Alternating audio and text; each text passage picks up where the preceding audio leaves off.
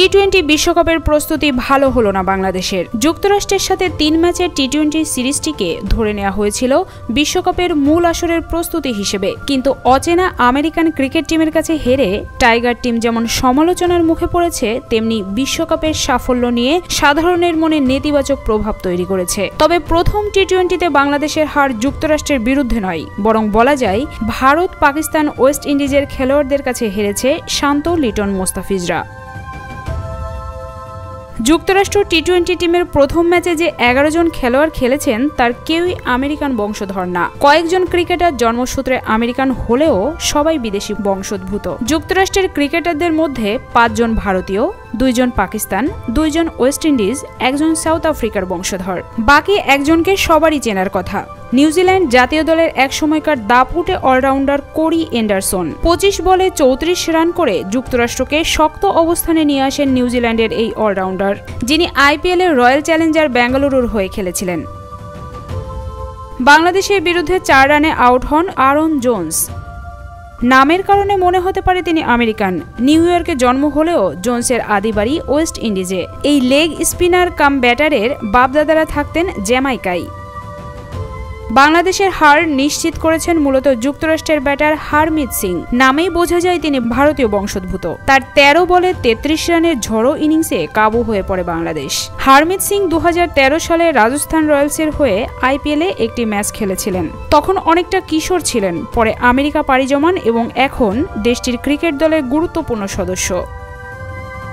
অন্যদিকে স্টিভেন টেইলরের allrounder performance cricket বোদ্ধাদের নজর কেড়েছে।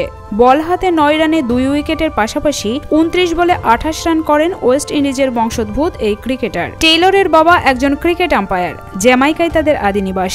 টেইলর ক্যারিবিয়ান প্রিমিয়ার লিগ খেলেছেন জ্যামাইকা তালোয়ার্স, গায়ানা, অ্যামাজন সহ বেশ কয়েকটি দলের হয়ে।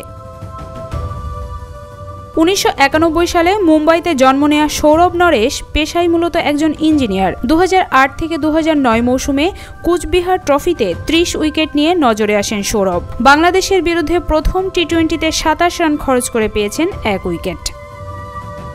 বোলার হিসেবে একটু বেশি খরচে ছিলেন আলী খান। 49 রান দিয়ে তুলে দেন বাংলাদেশের টপ স্কোরার তৌহিদ হৃদয়ের উইকেট। 1990 সালে পাকিস্তানে জন্ম আলী খানের। এই fast medium bowler Los Angeles Knight রাইডারে ঘরোয়া লিগ খেলেন। জন্ম আমেরিকা হলেও বাংলাদেশের বংশোদ্ভূত জাসদীপ সিং। 30 রান দিয়ে লিটন দাসকে এলবিডব্লিউর ফাঁদে ফেলা যুক্তরাষ্ট্রের এই ক্রিকেটার 2020 সালে ক্যারিবিয়ান প্রিমিয়ার লিগ খেলেছেন।